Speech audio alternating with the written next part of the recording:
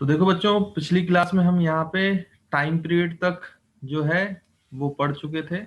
तो मैंने आपको बताया था कि एसएचएम में जो टाइम पीरियड का फॉर्मूला होता है वो होता है 2 पाई रूट ओवर m/k, है ना। तो उसी के आगे अब स्टार्ट करेंगे हम। बाकी मैं आपको बता चुका हूँ एक्सट्रीम पोजीशन क्या होती है, मीन पोजीशन क्या होती है, स्टेबल इक्विलिब्रियम का पॉइंट क्यों चाहिए होता है, ऑसिलेशंस कैसे होता है, एक्सटी रिलेशन क्या है। हमने साथ में AX रिलेशन हमें पता था, उससे हमने XT रिलेशन निकाला था, और हमें बीच में एक और रिलेशन मिला था, डेट इज VX रिलेशन। और मैंने आपको बताया था टोटल 6 रिलेशन होते हैं, तो 3 रिलेशन की बात अभी थोड़ी देर बात की जाएगी। बाकी रिलेशन यहाँ पे आपके सामने है। और time period 2 pi root over m/k, तो यहाँ तक हम इतना कर चुके थे। अब चलिए थोड़े से इस पे बेस पे पहले न्यूमेरिकल्स देख लेते हैं जो यहाँ पे लिखे हुए हैं। तो मैं यहाँ पे ड्राइंग क्लियर करके थोड़े से नीचे आते हैं PDF में। तो जैसे मान लीजिए कि आपको बच्चों ये क्वेश्चन पूछा है, आपसे बोला गया है कि आपका बच्चों एसएचएम है, इस तरीके से हो रहा है, मीन पोजीशन से पहले पार्टिकल, क्योंकि ये एक्सटी रिलेशन है। एक्सटी रिलेशन क्या है बच्चों? ए साइन, आप इसको √/k/m भी लिख सकते हो, या फिर हमने कल देखा था कि इसको √/k/m की वैल्यू जो है वो 2π/t होती है इनटू स्मॉल टी। तो टाइम और एक्स के बीच में साइन का फंक्शन है, और साइन का ग्राफ आप जानते हो ऐसे जाएगा। जब ये 90 होगा, साइन 90 तो 1 होगा, तो मैक्सिमम वैल्यू इसकी +a होगी। फिर ये जब पाई होगा तो 0 होगा। ये जब मैक्सिमम होता था एम्पलीट्यूड ए पर, तब आपका कितना होता था बच्चों? टाइम t/4 ये निकाला था, याद करो। जब ये पार्टिकल ऐसे एसएचएम करता है, तो यहाँ पे अगर वो 0 से चलना चालू कर रहा है, तो एम्पलीट्यूड तक पहुंचने में कितना टाइम लगता था टाइम पीरियड के टर्म्स में? ये कल निकलवाया था, t/4। फिर वापस मीन पोजीशन में पहुंचता है t/2 पर। फिर नेगेटिव ए पर, -a पे पहुंचता है कितने समय पे बच्चों? 3t/4 पर।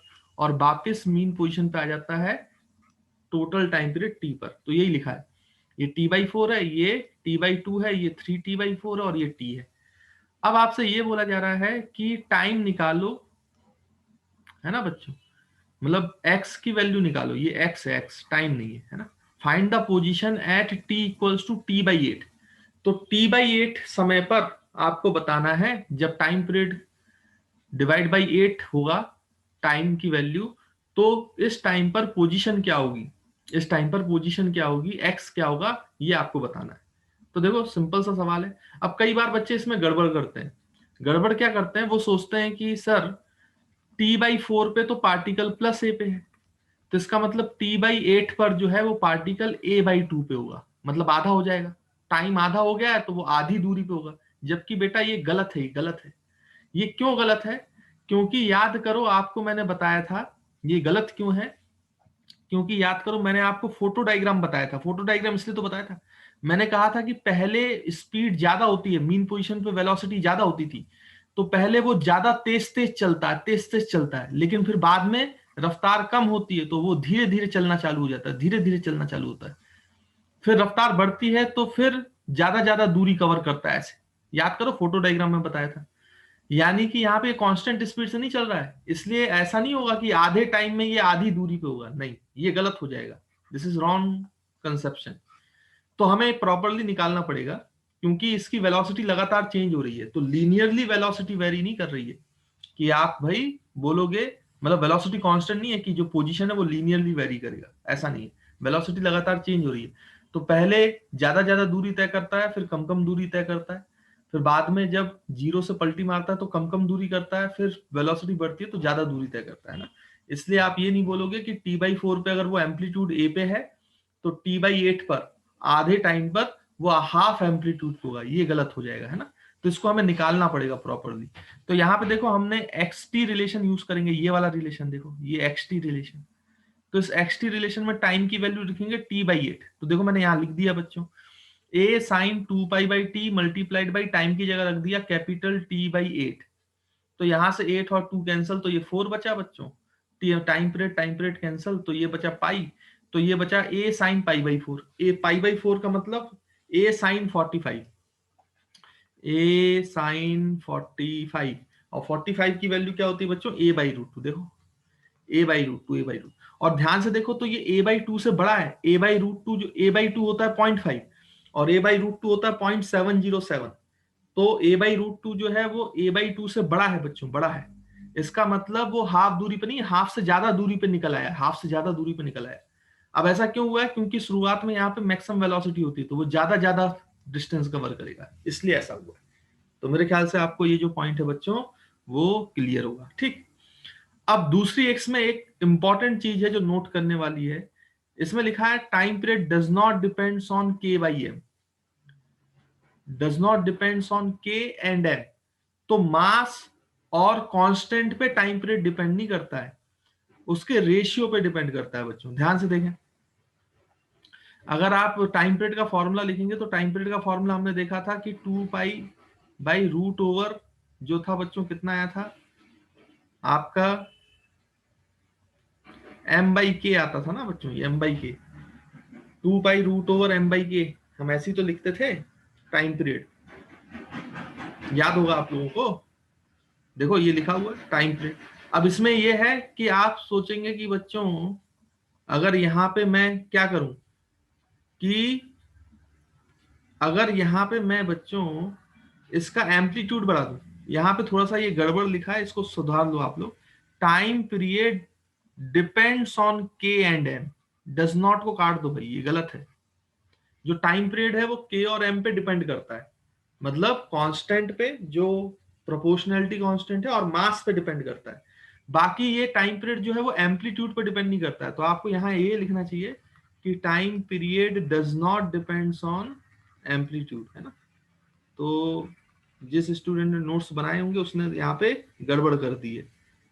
तो टाइम पीरियड यहाँ पे आप लिख सकते हो does not depends on amplitude. तो वो एम्पलीट्यूड पे डिपेंड नहीं करता बच्चों, मास पे डिपेंड करता है, मास पे डिपेंड करता है। और स्प्रिंग कांस्टेंट, यहाँ पे जो के है स्प्रिंग, मतलब फोर्स कांस्टेंट, वो यहाँ पे स्प्रिंग में स्प्रिंग कांस्टेंट के जैसा होता है। तो स्प्रिंग कांस्टेंट पे डिपेंड करता है अगर स्प्रिंग का केस है, और अगर कोई दूसरी चीज होगी तो वहां पे फोर्स का कांस्टेंट आएगा। और मास पे डिपेंड करता है, किस पे डिपेंड नहीं करता है? तो एम्पलीट्यूड पे डिपेंड नहीं करता है। आप उसी एम और के कॉम्बिनेशन को अगर आप कम एम्पलीट्यूड पे घुमाओगे तो यहाँ पे बच्चों टाइम पीरियड उतना ही रहेगा। अगर आप ज्यादा एम्पलीट्यूड से भी ऑसिलेट कराओगे तो भी टाइम पीरियड उतना ही रहेगा। टाइम पीरियड को फर्क नहीं पड़ता। Time period does not depends on amplitude. Time period केवल किस पे डिपेंड करता है? Spring, force constant, proportionality constant और मास ऑफ द बॉडी पर, है ना। तो ये बात आप लोग को ध्यान रखना। तो यहाँ पे यही चीज लिखी गई। तो आई होप आपको ये पॉइंट भी क्लियर होगा बच्चों, है ना। तो इसको जल्दी से देख लें, फिर हम आगे बढ़ते हैं। तो देखो बच्चों, अब टर्मिनोलॉजी आती है फ्रीक्वेंसी एंड एंगुलर फ्रीक्वेंसी। तो फ्रीक्वेंसी क्या है, एंगुलर फ्रीक्वेंसी क्या है, उसको समझते हैं। तो आपने फ्रीक्वेंसी पहले ही पढ़ी हुई है 9th क्लास में। फ्रीक्वेंसी का मतलब होता था number of cycle per unit time. देखो, जब एक ऑसिलेशन हो रहा है, एक कंप्लीट ऑसिलेशन हो रहा है, पार्टिकल जाकर वापिस आ रहा है, तो इसमें जो टोटल टाइम लग रहा है वो टाइम पीरियड है।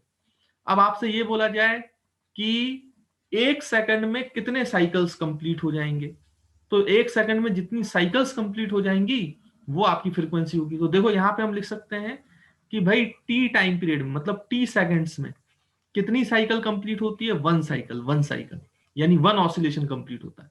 तो वन सेकंड में कितनी साइकिल कंप्लीट होगी? 1/t, 1/t cycles. तो यही तो बच्चों आपकी क्या है? फ्रीक्वेंसी। वन सेकंड में जो कंप्लीट हो रही है साइकिल्स, उसी को तो हम फ्रीक्वेंसी बोलते हैं। एफ से डिनोट कर रहे हैं, एफ से डिनोट कर रहे हैं। तो फ्रीक्वेंसी का फॉर्मूला हो जाता है 1/t। अगर मैं बोलूं कि फ्रीक्वेंसी बच्चों 50 हर्ट्स है, मतलब इसकी यूनिट होती है सेकंड इनवर्स। इसकी यूनिट जो होती है वो क्या होती है बच्चों? Second inverse. लेकिन अगर आप ध्यान से देखो तो अगर ये सेकंड इनवर्स होती है, इसको हर्ट्स बोलते हैं। देखो बेटा यहाँ पे लिखा हुआ है ना, यहाँ पे लिखा हुआ है। तो फ्रीक्वेंसी लिखा जाएगा 1/t हर्ट्स। तो अगर मैं बोलूं फ्रीक्वेंसी 50 हर्ट्स है, तो 50 हर्ट्स का मतलब क्या हुआ कि एक सेकंड में 50 साइकिल्स होंगी, एक सेकंड में 50 ऑसिलेशंस होंगे। एक सेकंड में वो एसएचएम करेगा कितने बार? 50 बार। ये फ्रीक्वेंसी का मतलब होता है। और एंगुलर फ्रीक्वेंसी होता है कि भाई आप फ्रीक्वेंसी से 2π मल्टीप्लाई कर दो। भाई एक साइकिल में कितना एंगल बनता है बच्चों? 2π का, है ना। एक साइकिल में कितना एंगल बनता है? 2π का। जब एक साइकिल कंप्लीट होती है। तो एफ साइकिल्स में कितना एंगल बनेगा, 2 पाई एफ का, तो वो आपकी एंगुलर फ्रीक्वेंसी हुई। मतलब एक सेकंड में कितना एंगल बन रहा है, 2 पाई एफ, तो वो आपकी कौन सी फ्रीक्वेंसी हो गई बच्चों, एंगुलर फ्रीक्वेंसी। और फ्रीक्वेंसी को आप क्या लिख सकते हो, देखो यहाँ पे फ्रीक्वेंसी को लिख सकते हो आप 1 बाई टाइम पीरियड। तो एंगुलर फ्रीक्वेंसी को टाइम पीरियड के टर्म्स में भी लिखा जा सकता है 2 pi by T, 2 pi by T. अब याद करो हमने एक्स टी इक्वेशन देखी थी, तो एक्स टी इक्वेशन में याद करो बच्चों क्या था, x is equals to a sine 2 pi by T into small t. तो हम 2 पाई बाई टी की जगह क्या लिख सकते हैं बच्चों, omega, omega angular frequency, angular frequency that is equals to 2 pi by T. तो आप एक्स टी रिलेशन को और आसानी से लिख सकते हो, तीसरे तरीके से लिख सकते हो, x is equals to a sine omega t. Omega is the angular frequency and it is equals to 2 pi by time period, 2 pi by time period. तो आप इसको लिख सकते हो ए साइन ओमेगा टी, है ना। तो याद रखिएगा जो एक एसएचएम की इक्वेशन होती है वो होती है A sine omega T, where omega is the angular frequency. अब हम इस चैप्टर में जब भी इक्वेशन लिखेंगे तो ओमेगा के टर्म्स में ही लिखा करेंगे, ओमेगा के टर्म्स में लिखा करेंगे, है ना। तो ये बात बच्चों थोड़ा आपको ध्यान में रखना पड़ेगा, है ना। तो इसको याद रखिएगा। तो मेरे ख्याल से यहाँ पे कोई ऐसी जो प्रॉब्लम है वो आपको नहीं होगी, है ना। तो फ्रीक्वेंसी और एंगुलर फ्रीक्वेंसी का कॉन्सेप्ट क्लियर होगा और आपको equation of SHM x t relation जो है वो ओमेगा के टर्म्स में समझ में आ गया होगा कैसे लिखते हैं। तो याद रखेंगे x is equal to a sine omega t, है ना। तो आई होप आपको यहाँ तक बच्चों क्लियर है।